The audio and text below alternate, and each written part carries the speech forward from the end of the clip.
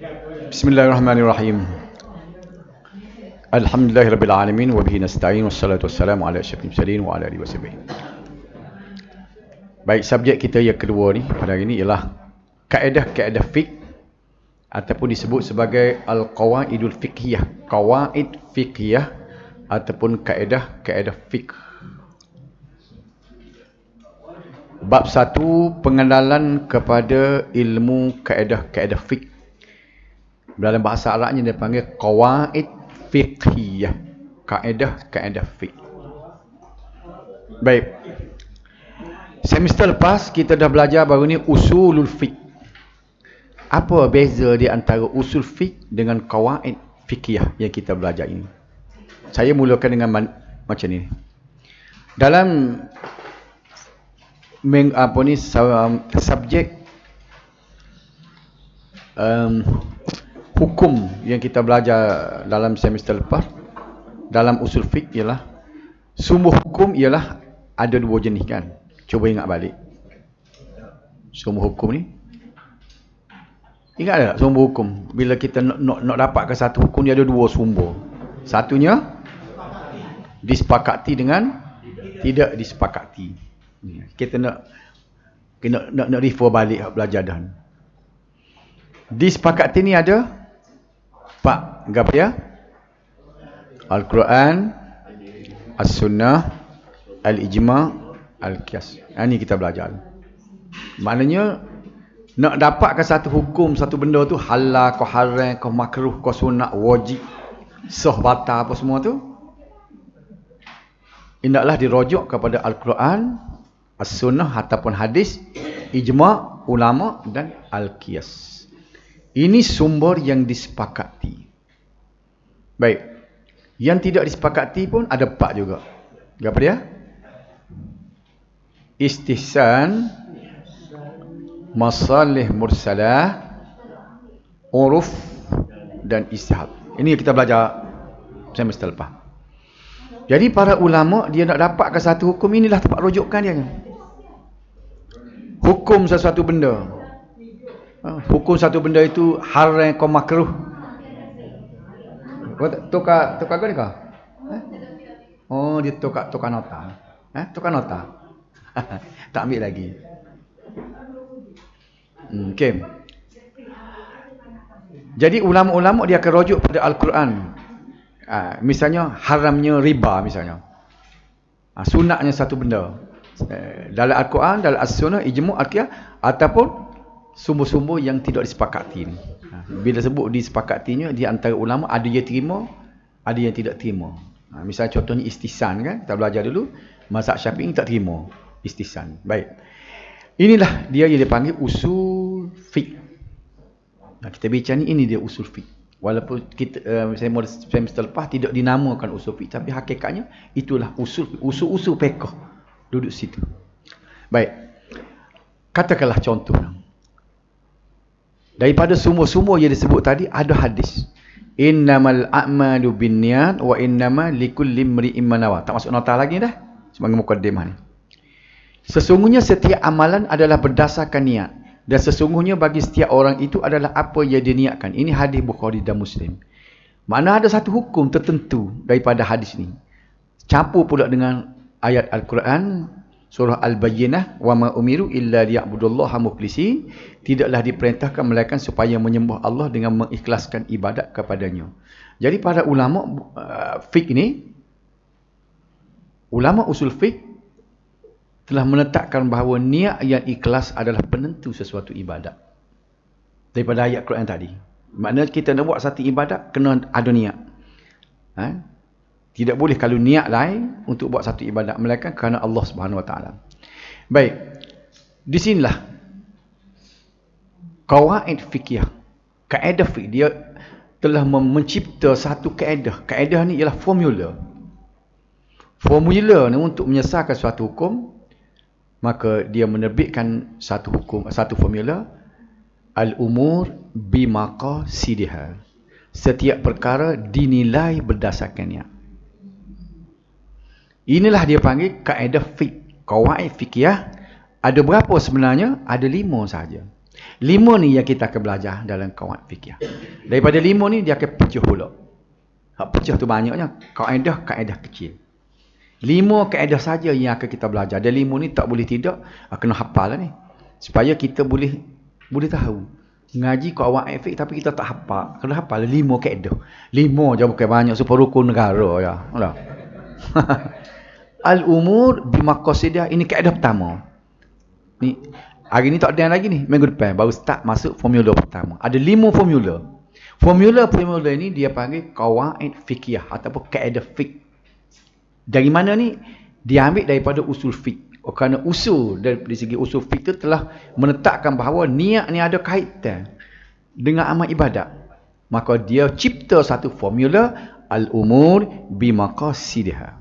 Kalau kita sebut al-umur bimaqasidiha, orang yang belajar dia akan tahu. Oh, dia orang ini mesti dia belajar qawaid fiqhiyah. Betul tak? Nah, kita bolehlah buat buah-buah apa tak dia kata al-umur bimaqasidiha. Dia kata ngaji qawaid fiqhiyah dia tidak. Ngaji qawaid. Pasal di formula dia. Sebab formula matematik. Tidak banyak, ada 5. Okey. Barulah kita pergi kepada nota kita. Pengertian kaedah fiqh. Pasal dia mula-mula dia duduk melerek dengan pengenalan tu dah. Pengertian kaedah. Apa dia kaedah? Kaedah bahasa Arab ni. Dari segi bahasa, kaedah ni ialah asas atau tunjang.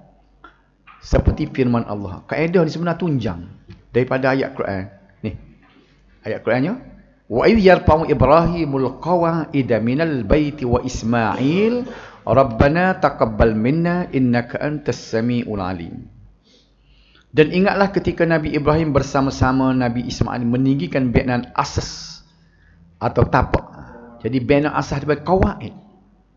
Asas Baitullah, sambil keduanya berdoa dengan berkata, wahai Tuhan kami, terimalah daripada kami amal kami, sesungguhnya engkaulah yang maha mendengar lagi maha mengetahui. Surah Al-Baqarah. Dari segi istilah, kaedah menurut para fuqaha ialah hukum yang secara umumnya terpakai ke atas kebanyakan masalah-masalah juz'iyah. Formula lah. Formula ni sebenarnya ialah kaedah umum, dia terpakai untuk benda-benda juzuk. Marilah masalah lain kita selesai dengan formula ni. Macam matematik lah. Dah. A kuasa 2 sama B kuasa 2 campur C kuasa 2. Formula ni kita akan guna untuk marilah masalah lain. Kalau A sama dengan 5, B sama dengan ni, berapa pula? Jadi, macam mana kita boleh tahu? Formula dia. Formula ni orang panggil dia qawaid fiqhiyah. Cuma dia tak ada formula nombor seperti itulah. Formula dia tak adalah al-umur bimaqasidiha. Jadi formula ni akan dipakai kepada setiap masalah-masalah yang datang. Sebab tu dia kata hukum yang secara umum terpakai ke atas kebanyakan masalah yang terperinci juz'iyah. Faham sini? Pengertian kaedah fiqh, qawaid fiqhiyah. Dari segi bahasa, kaedah fiqh bermaksud dasar-dasar yang berkaitan dengan masalah hukum. Dia dasar. Dari segi istilah, kaedah fiqh bermaksud prinsip-prinsip fiqh yang bersifat umum dalam bentuk nas pendek yang mengandungi hukum umum yang sesuai dengan bahagian-bahagiannya. Baik. Kita ambil satu contoh misalnya. Ada dua masalah. Dua masalahnya, seorang ni dia nak dia nak tembak kijai misalnya. Terkena orang. Mati juga bunuh tak? Ya, seorang lagi betul-betul dia bunuh manusia, betul-betul dia bunuh orang tu. Jadi mahkamah menjatuhkan kes berlainan. Ya, seorang ni kena dengan kisos, bunuh balah. Ya, dia bunuh dengan sengaja. Ya, orang bunuh kijai tu tapi terkena orang, kena bayar diat. Pasal apa hukum berbeza? Sedangkan sama-sama mati. Sebabnya bergantung pada niat. Dia bukan niat nak bunuh orang, nak bunuh kijai, kena orang. Mana formulanya? Al-umur bimaqasidiha. Setiap urusan itu bergantung kepada niat dia. Maqasid maknanya motif. Setiap perkara, setiap pekerjaan ini bergantung kepada motif. Hak seorang ni motif membunuh. Hak seorang ni pula bukan motif membunuh. Boleh nampak dah beza? Mana formula yang kita pakai? Al-umur bimaqasidiha. Itu contoh. Yang tadi dia panggil juz'iyah, terperinci. Al-umur bimaqasidiha itu formula Jadi dengan formula-formula inilah para alim ulama, mufti apa semua seluruh dunia ni, dia boleh selesai sebagai masalah fiqh kalau dia tanya, kerana dia menguasai bidang usul fiqh dengan qawaid fikih. Tak boleh tidak seorang yang macam mufti kalau dia tak reti qawaid fikih dengan usul fiqh, dia tidak layak menjadi mufti. Kerana inilah formula-formula dia akan guna bila orang tanya, sahibus samahah apa hukum gini-gini. Lelah dia nak cari jawapan setiap satu ni tak. Dia akan guna formula ini untuk menjawab sebarang persoalan. Nampak tak? Cuba kita fikir kepada benda lain. Dalam matematik, dalam fizik, semua ada kan? Kita ada formula ni untuk menyelesaikan masalah-masalah. Okey. Dari segi istilah kaedah fiqh bermaksud prinsip-prinsip fiqh yang bersifat umum dalam bentuk nas pendek yang mengandungi hukum umum yang sesuai dengan bahagian-bahagiannya. Kesimpulannya, qawaid fikih ialah ilmu yang menghimpunkan prinsip umum. Hukum-hukum fiqh yang digubal dalam bentuk petikan yang ringkas seperti perlembagaan. Seolah dia macam perlembagaan ni. Kalau di mahkamah kan, lawyer ni dia akan rujuk kepada perlembagaan. Dah. Ada misalnya kanun tanah negara. Ada kes orang duk baluh kes tanah. Macam mana kita nak menghakimkan, nak putusan? Kita rujuk kepada kanun tanah negara. Jadi kanun tanah negara tu dia panggil qawaid fikih. Buku rujukan untuk kita selesai masalah hukum. Setiap kaedah ini akan menghimpunkan sebahagian besar daripada hukum fiqh yang berkaitan. Dia tidak berapa mustahak lagi bila kita jumpa kaedah dia tu, baru kita boleh nampak lah. Baik, perbezaan antara usul fiqh dengan kaedah fiqh, macam yang saya sebut tadi, ialah usul fiqh menjadi pengukur dalam mengeluarkan sesuatu hukum yang berkaitan dengan lafaz-lafaz bahasa Arab dan kaedah-kaedah serta dalilnya dalam permasalahan hukum.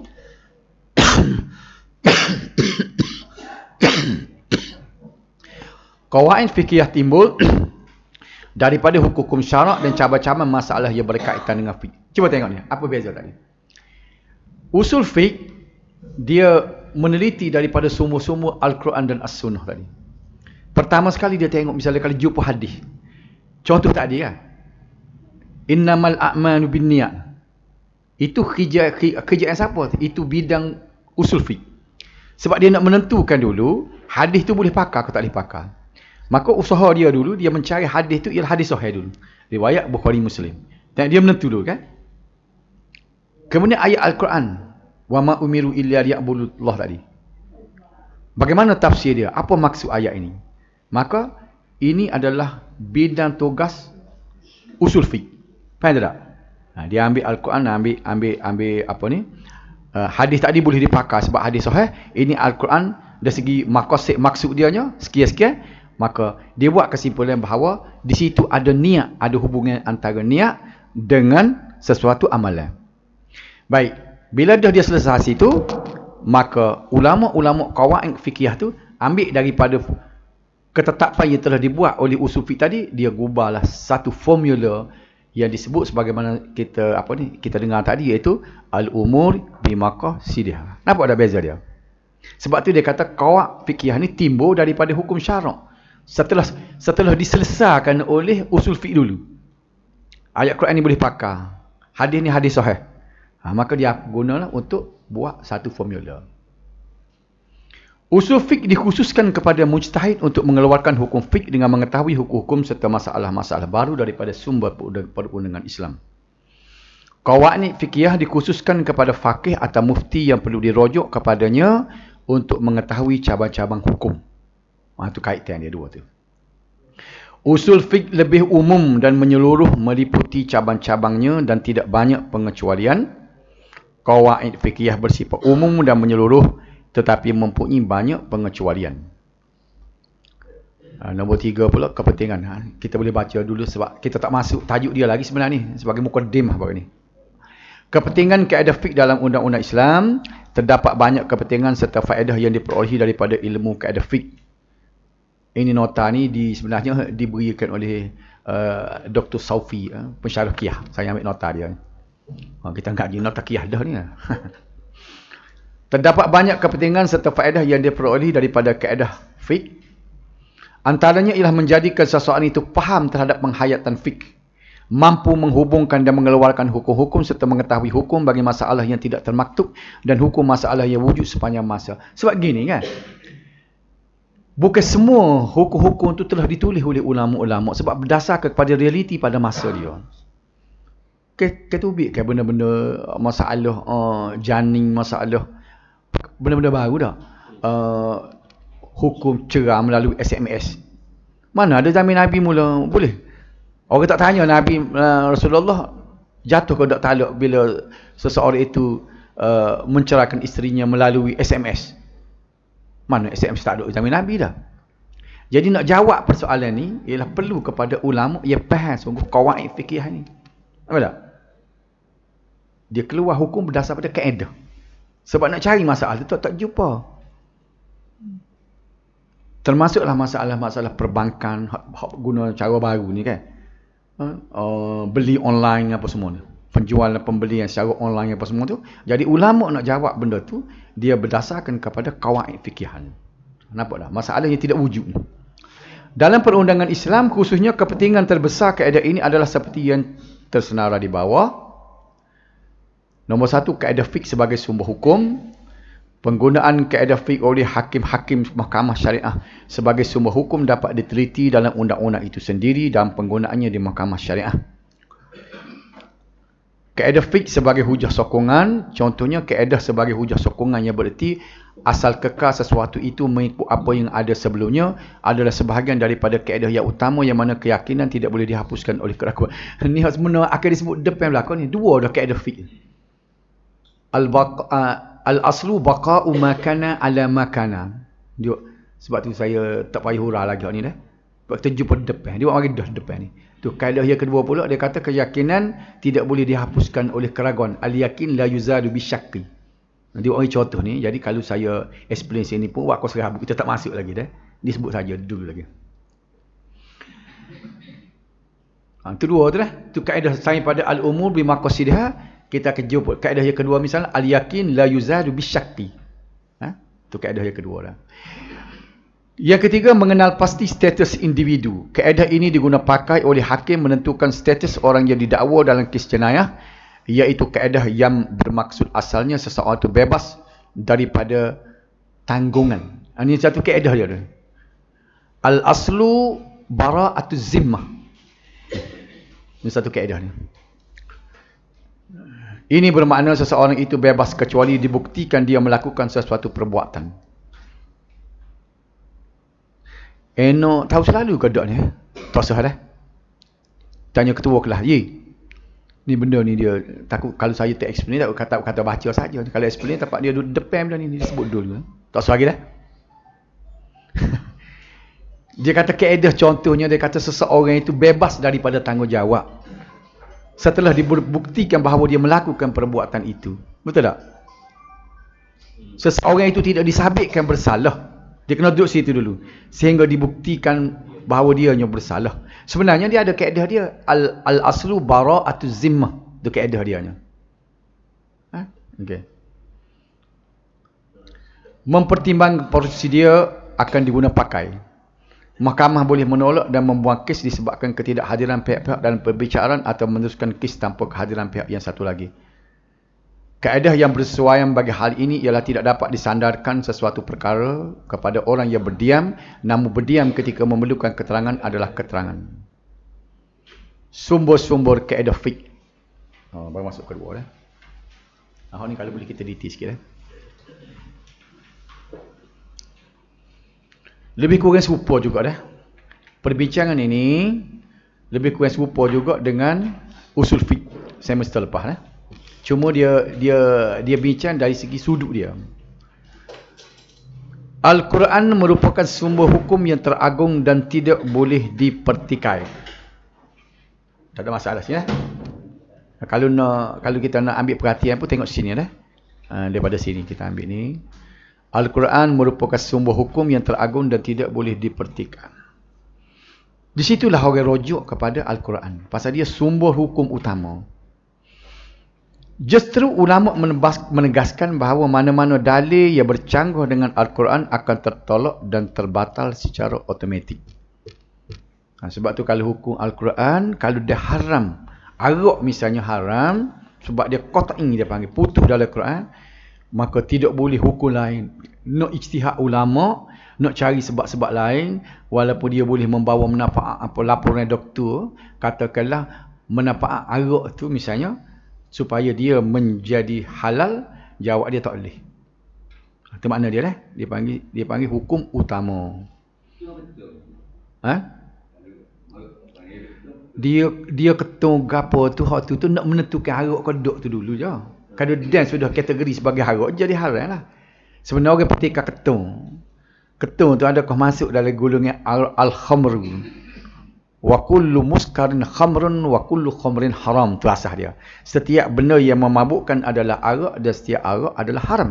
Hak belakang tu setiap arak tu haram tu selesai hak tu dah. Tapi betulkah ketung tu memabukkan? Orang kata tak mabuk dah. Kau mana? Cikgu Zainal itu kata tak mabuk dia. Kalau buang duk buang orang daun dia kata tak mabuk dia. Wes semaya ya. Baru ni dia kata tak. Jadi kita tak boleh kategorikan daun ketung tu sebagai arak, mengena memabukkan dia tak. Jadi bila dah kategori kepada arak, maka qat'i secara putus dia adalah haram. Kalau katalah kalau ada apa kata tak apa dah. Telah sepakat ulama mengatakan bahawa arak tu bukan haram. Dia tak masuk situ. Dia tak boleh lawan dengan hukum Al-Quran. Manakala keotoritian as-sunnah sebagai sumber hukum kedua. Habis Al-Quran, as-sunnah pula. Ditegaskan sendiri oleh Al-Quran. Mana dalil yang kita kata hadis ni sebagai sumber? Al-Quran menyebutnya. Al-Quran sendiri menyebut. Para ulama telah mendefinisikan Al-Quran sebagai kitab Allah Subhanahu Wa Taala yang mempunyai mukjizat, diturunkan kepada Rasulullah sallallahu alaihi wasallam dalam bahasa Arab, ditulis dalam bentuk mushaf, dimulai dengan surah Al-Fatihah dan diakhiri dengan surah An-Nas. Ni definisi Al-Quran. Ni dia panggil jami' dan mani'. Gapo dia kat Quran ni? Ni soalan dalam periksa budak-budak sekolah mahad dia jawab ni. Gapo dia Al-Quran? Kitab Allah yang mempunyai mukjizat. So point dia. Diturunkan kepada Rasulullah sallallahu alaihi wasallam dalam bahasa Arab, ditulis dalam bentuk mushaf, dimulai dengan Al-Fatihah, diakhiri dengan surah An-Nas. Boleh markah penuh. Ustaz periksa tu dia tengok, tinggal so, buang so, markah. Boleh tak kalau definisi lagi ni? Kalau dia tanya, apa dia? Acik pejam mata kata, apa dia Al-Quran? Boleh? Kitab Al-Quran yang kitab ni adalah kitab yang mukjizat, diturun kepada Rasulullah dalam bahasa Arab, ditulis dalam mushaf, mula dengan Fatihah, habis dengan surah An-Nas. Itu makna Al-Quran. Ia disampaikan kepada kita dari generasi ke generasi secara mutawatir. Ingat. Kalau tak ingat lagi mutawatir acak kali. Apa mutawatir? Apa dia mutawatir? Apa dia? Dia ada istilah dulu dia. Pasal apa dia jadi tinggi pada sahih? Ialah bilangan yang terlalu ramai. Yang mustahil bagi mereka itu untuk menyeleweng. Itu apa panggil mutawatir. Sebab tu, kalau ingat balik, hadis mutawatir lebih tinggi pada hadis sahih. Sebab perkhabaran orang yang meriwayatkan terlalu ramai, setiap peringkat, sehingga mustahil mereka hendak membohonginya. Betul tak? Misalnya perkhabarannya Malaysia merdeka 31 Ogos 1957. Itu perkhabaran mutawatir dia panggil. Dari generasi ke generasi ramai yang orang tahu benda ni. Begitulah Al-Quran. Daripada Nabi sallallahu alaihi wasallam diriwayatkan oleh sahabat dengan bilangan yang ramai yang mencapai bilangan mutawatir, kemudian kepada generasi kemudian sampai kita ni tidak mungkin berlaku penyelewengan, maka disebut sebagai mutawatir. Ingat tak? Mutawatir. Sehingga diyakini bebas daripada sebarang keraguan, sama ada berbentuk tambahan maupun kekurangan, dan membacanya dianggap sesuatu ibadat. Ini kelebihan dia. Membaca saja walaupun tak faham makna, sebut betul je, boleh pahala dengan semata-mata membaca. Betul tak? Apa nak baca ke apa? Baca Qul Huwallah pun tak apa. Bismillah. Satu huruf 10 pahala. Satu huruf, bukan satu ayat, satu huruf. Alif Lam Mim 3 huruf, 30 dah boleh. Kita duduk saja-saja. Alif Lam Mim, malaikat tulis dah 30 dah boleh markah pahala. Itu nak ayat ibadat. Kehujahan Al-Quran, para ulama sepakat. Pukul berapa 9.40 dia? 9.40. 10.40 betul dah. Ada 5 buah ni. Para ulama sepakat berpendapat bahawa sah berhujah dan berpegang dengan ayat Al-Quran yang disampaikan secara mutawatir. Ini adalah kerana jalan mutawatir meyakinkan kita tentang kesahan Al-Quran itu sendiri. Ini dah. Jalan mutawatir ialah jalan yang meyakinkan. Pasal apa yakin? Terlalu ramai orang yang meriwayatkan. 1.2, penerangan Al-Quran terhadap hukum dan cara-caranya. Di bahagian ini kita akan melihat dengan lebih terperinci penerangan Al-Quran terhadap hukum dan cara-caranya. Penerangan Al-Quran terhadap hukum, terdapat dua cara penerangan Al-Quran terhadap hukum. Yang pertama, penjelasannya berbentuk umum dan tidak terperinci dengan penerangan kaedah-kaedah umum bagi mensyariatkan hukum dan menjelaskan hukum-hukum tersebut dalam bentuk menyeluruh. Contohnya, perintah melakukan keadilan. Cuba tengok. Di mana dia? Ayat surah An-Nahl.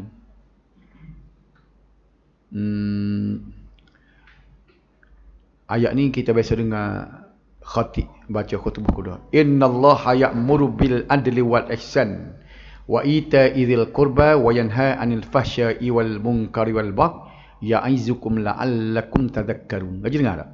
Khutbah kedua. Sesungguhnya Allah menyuruh berlaku adil dan berbuat kebaikan serta memberi bantuan kepada kaum kerabat dan melarang daripada melakukan perbuatan-perbuatan yang keji dan mungkar serta kezaliman. Ia mengajar kamu dengan suruhan dan larangan yang ini supaya kamu mengambil peringatan mematuhinya. Yang kedua, penjelasan Al-Quran terhadap hukum-hukum syarak berbentuk terperinci. Contohnya kadar pusaka. Apa beza dengan hak tadi? Tadi arahan Al-Quran dalam bentuk adil. Dia tidak perinci adil lagu mana. Tak, betul tak? Ni orang panggil umum. Maka kita buatlah lagu mana asalkan adil. Letak benda kena pada tempatnya, bakal jadilah adil. Tapi dalam kadang-kadang Al-Quran dia jelas hukum secara terperinci. Misalnya dalam faraid, dalam pusaka. Cuba tengok dalam surah An-Nisa. Allah perintahkan kamu mengenai pembahagian harta pusaka anak-anak kamu. Iaitu bahagian seorang anak lelaki menyamai bahagian dua orang anak perempuan. Yusibikumullah fi auladikum lidzakari mithlu hazzil unsayaini. Belakang ayat tu. Seorang lelaki menyamai dua orang anak perempuan. Maknanya kalaulah harta tu ada 3,000, seorang anak lelaki, seorang anak perempuan, anak lelaki boleh 2,000, anak perempuan boleh 1,000. Nampak faham tak? Ini detail. Jadi Al-Quran ada kadang-kadang hukum tu diriwayat secara detail. Cuba tengok kalau dalam surah An-Nisa, dalam surah Ali Imran tak ada sikit. Masalah pusaka ni dia detail satu persatu, 1/8, 1/6, semua sebut dah 1/4. Jadi kadang-kadang Al-Quran ni dia menyebut hukum secara detail. Tidak sebagaimana yang pertama tadi bila disebut hendaklah kamu berlaku adil. Adil itu bebaslah buat macam-macam mana pun mengikut ukuran yang kita boleh asalkan dia jadi adil. Kemudian cara-cara Al-Quran menerangkan hukum. Menggunakan sirah. Sirah ni bahasa fi'il amar, perintah. Contohnya surah At-Taubah. Hendaklah engkau ambil zakat dari harta-harta mereka. Ini perintah ni. Khudh min amwalihim. Ambillah daripada harta mereka. Jadi perintah ni perintah suruh. Kaedah dia bila suruh, hukum dia adalah al-amru yaqtadi al-wujub. Setiap perintah suruh, hukum dia adalah wajib.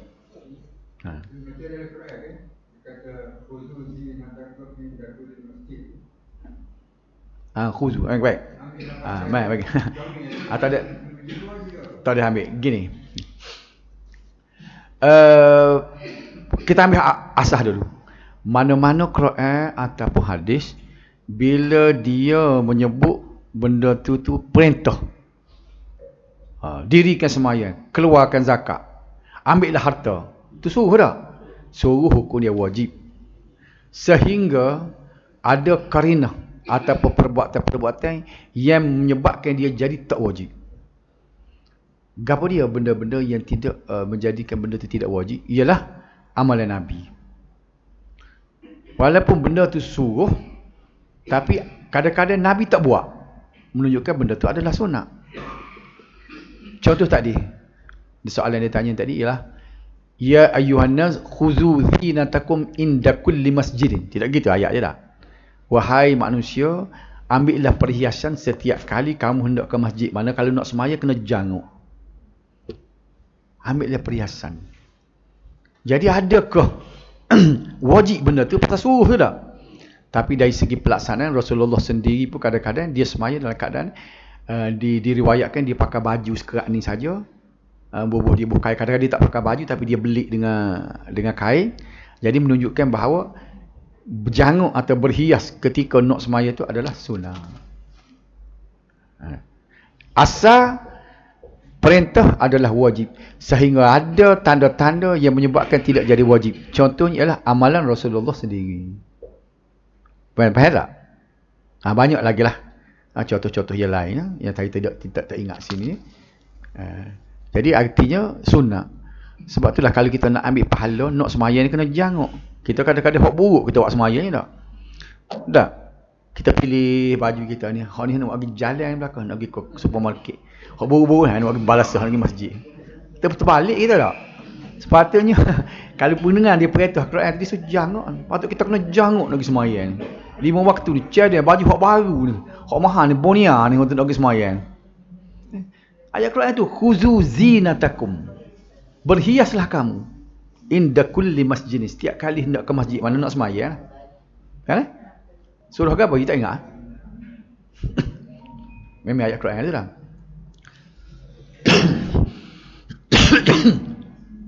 5 minit ke? Menyatakan bahawa perbuatan itu diwajibkan ke atas orang-orang yang ditujukan perintah. Contohnya surah Al-Baqarah. Difardukan ke atas kamu berpuasa sebagaimana difardukan ke atas mereka yang terdahulu daripada kamu, semoga kamu bertakwa. Ini walaupun tidak dalam bentuk amal perintah, tapi dia menyeritakan perbuatan itu telah diwajib. Kutiba alaikum. Kutiba tu maknanya ditulis, telah digezet, telah ditulis ke atas kamu sebagaimana yang dituliskan kepada umat-umat yang terdahulu. Kutiba telah termaktub. Jadi makna ini menunjukkan wajib. Sebab tu dari segi tafsir dia terjemah kutiba tu difardukan. Difardukan ke atas kamu berpuasa sebagaimana ia difardukan ke atas mereka yang terdahulu daripada kamu. Yang ketiga, menjelaskan perkara yang wajib dengan menyebut balasan baik bagi orang yang melakukannya. Contohnya, dan sesiapa yang mentaati Allah dan Rasulnya, nescaya dia memasukkan ke dalam syurga. Dia. Man yuti'illaha wa rasulah yudkhilhu jannah. Ia kepak menggunakan sirah fi'il nahi, tegah. Contohnya surah An'am. Bila tegah, mana haram. Dan janganlah kamu membunuh orang yang Allah haramkan kecuali dengan sebenar. Mana bunuh tu haram.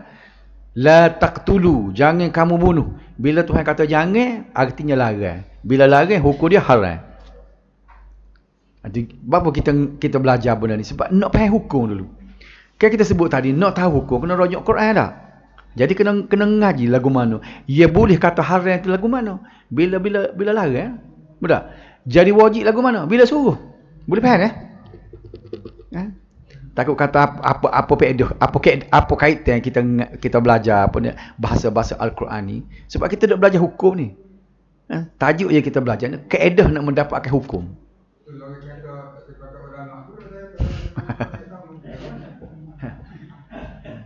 Buat apa dia? Betul.